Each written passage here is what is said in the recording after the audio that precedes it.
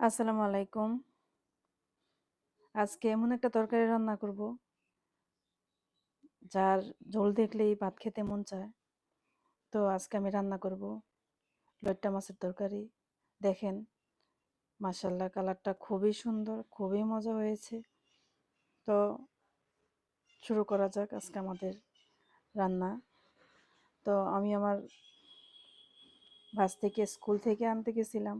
ওইখানে দেখি এরকম টাটকা টাটকা লইট্টা মাছ দেখে আমি আর লোভ সামলাতে পারলাম না। আমার তো একদম উনি যা বলছে ওই টাকা দিয়ে নিয়ে আসছি, কারণ আমার লইট্টা মাছগুলো দেখে অনেক লোভ লেগে গেছে। তো কি করব, হাতে টাকাও ছিল না। রিক্সাওয়ালা থেকে টাকা নিয়ে তারপরে এই মাছ আমি কিনলাম। তারপর বাড়িতে এসে রিক্সাওয়ালাকে টাকা দিয়ে দিছি। তো মাছগুলি এনে আমি কেটে কুটে ধুয়ে নিলাম। এখন আমি কড়াইয়ে পেঁয়াজ দিয়ে দিলাম। পেঁয়াজটা একটু ভেজে নিব। পেঁয়াজ দিলাম আমি 1 কাপের মতো।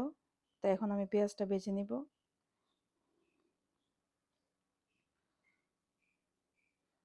পেঁয়াজটা একটু ভাজা ভাজা হলে তারপর আমি দিয়ে দেব এখন। এই যে আমার পেঁয়াজ ভাজা হয়ে গেছে। এখন আমি দিব 1 চা চামচ রসুন বাটা আর 1 চা চামচ আদা বাটা। আদা রসুন বাটা দিয়ে আমি ভালো করে ভেজে নিব, যেন কাঁচা গন্ধটা চলে যায়। আর আদা রসুন ভাজার সময় কিন্তু একটা সুঘ্রাণ আসে ভালো, ওইটা খুবই ভালো লাগে। তো আমি আদা রসুনটা ভেজে নিব ভালো করে। তো ভেজে নিয়ে এখন আমি দিয়ে দিব হলুদ গুঁড়া 1 চা চামচ, 1 চা চামচের কম, কারণ এটা আমার হাতে ভাঙানো, মানে নিজে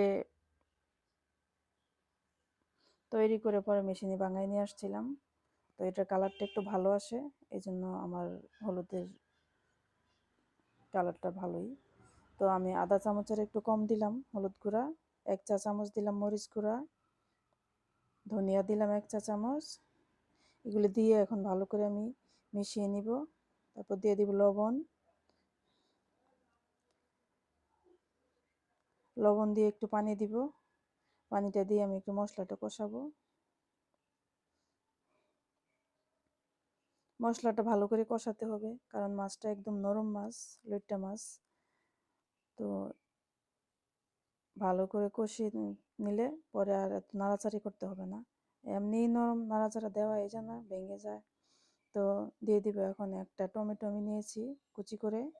তো টমেটোটা এখন দিয়ে দিলাম। টমেটোটা নেড়ে চেড়ে মিশিয়ে দিব।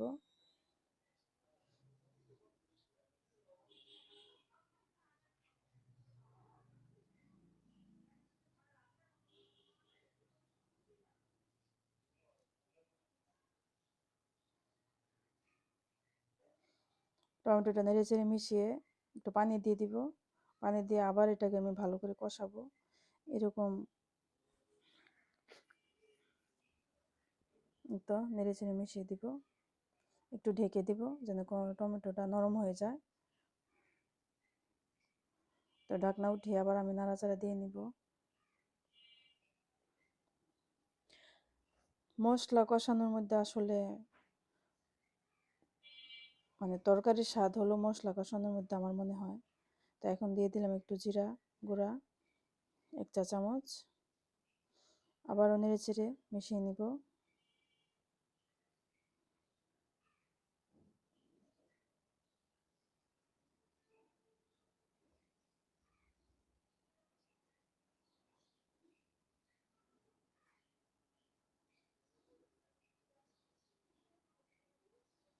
এই যে আমার মশলা কষানো হচ্ছে।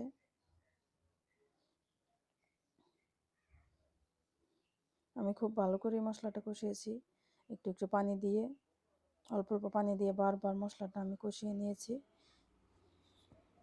আর মাছ দিয়ে তো আর এত নাড়াচাড়া করা যাবে না বা এত জাল দেওয়া যাবে না, এই জন্য আমি মশলাটাই ভালো করে কষিয়ে নিলাম।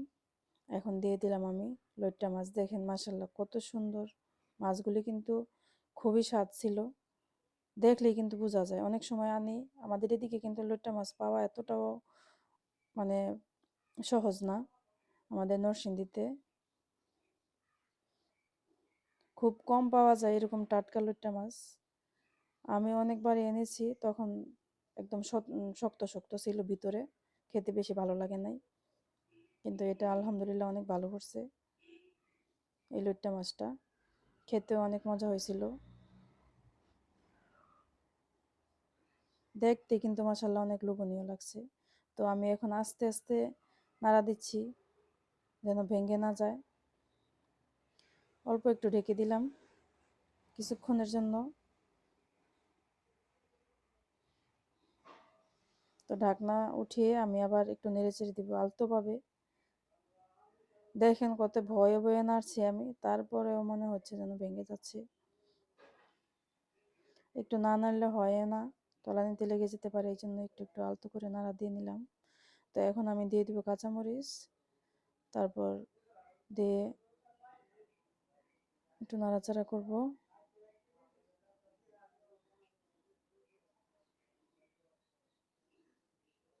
তারপর ধনিয়া পাতা দিয়ে দিব।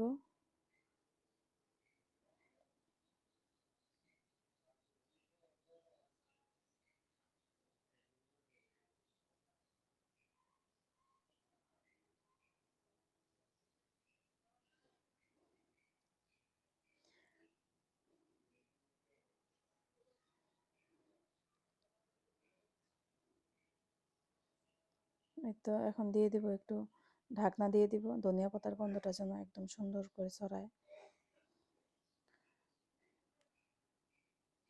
এই তো হয়ে গেল আমার লইট্টা মাছের তরকারি।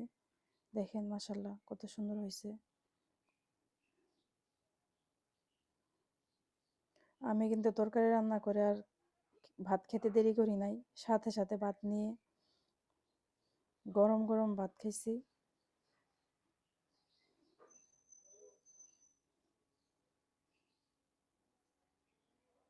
তো হয়ে গেল আমার লইট্টা মাছের তরকারি। কেমন লাগলো জানাবেন, এভাবে রান্না করে খেয়ে দেখবেন, খুব ভালো লাগবে। এখন আমি তরকারিটা বাটিতে ঢেলে নিব।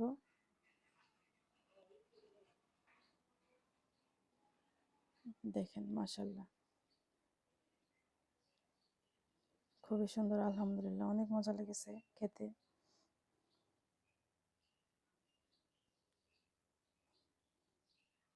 কেমন লাগলো সবাই জানাবেন কমেন্টে। ভালো লাগলে লাইক দিবেন, চ্যানেলটা সাবস্ক্রাইব করে দিবেন। আশা করি সবার ভালো লেগেছে। আবার দেখা হবে নতুন রেসিপিতে। আসসালামু আলাইকুম।